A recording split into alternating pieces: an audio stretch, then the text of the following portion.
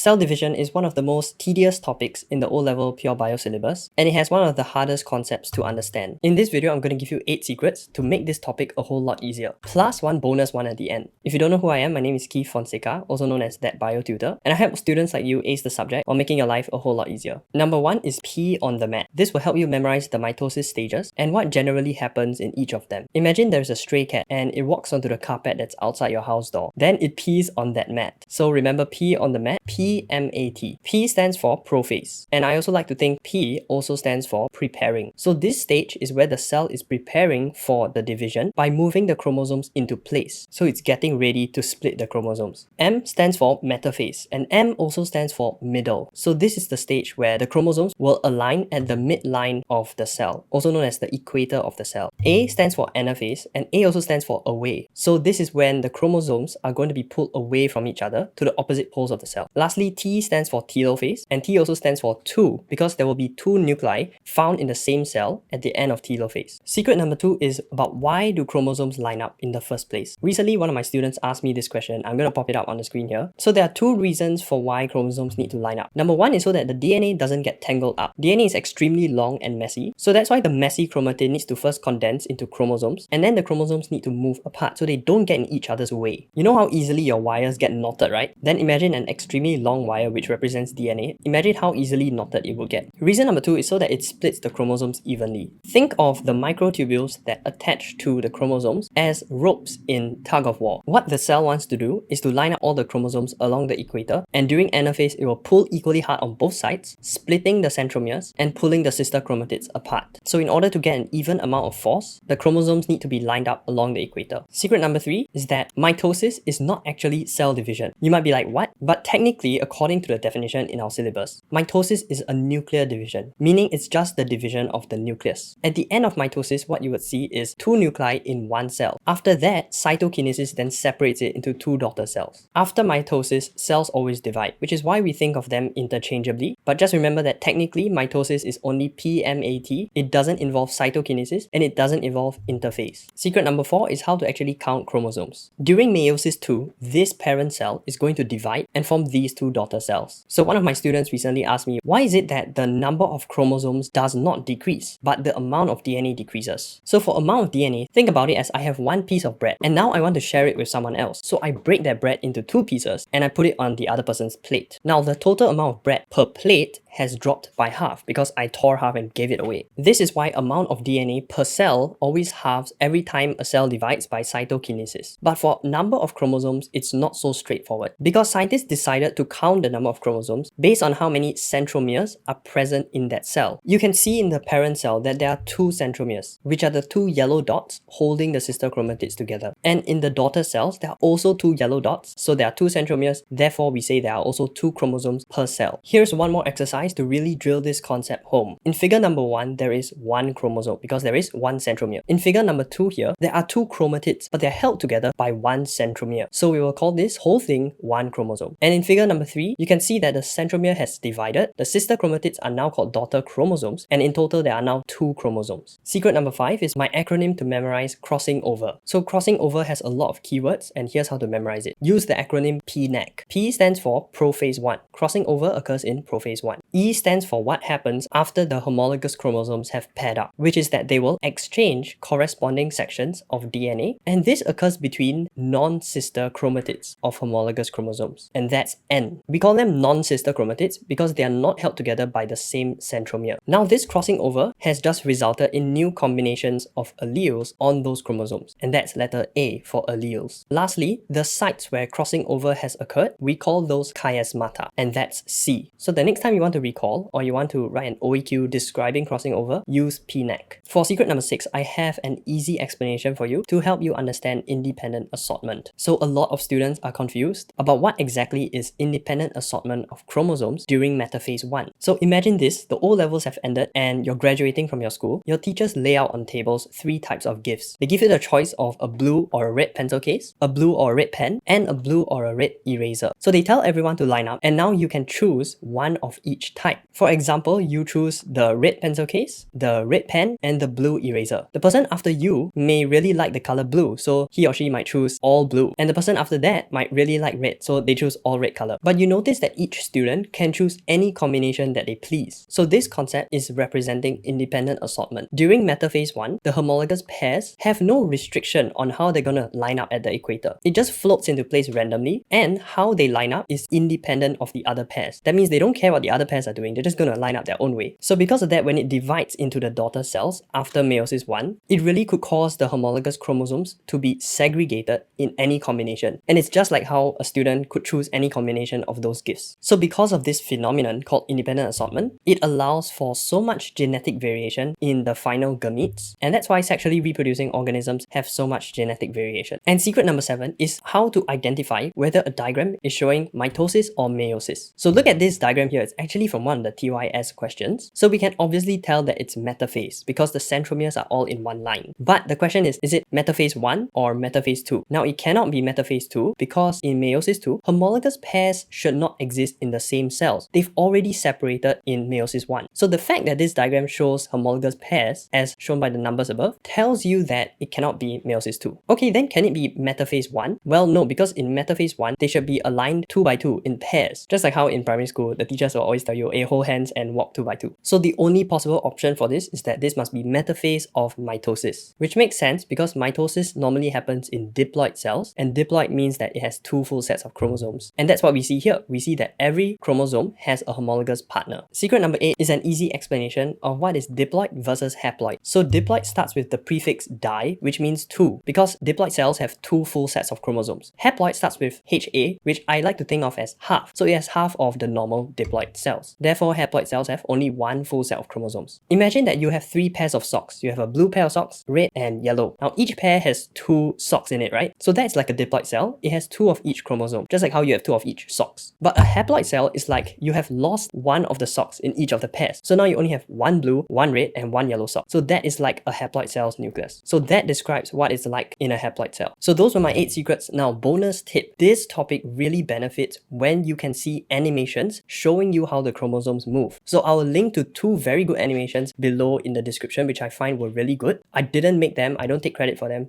but it was really good and it benefited my students when I showed it to them as well. So I think it will really benefit you. If you benefited from this video, please give it a thumbs up. It really helps me to know what you like, and consider subscribing. It really helps me out and I really appreciate every single subscriber. Now I did a similar video like this one, but it was for reproduction in plants. So if you want to see that, go watch that video here.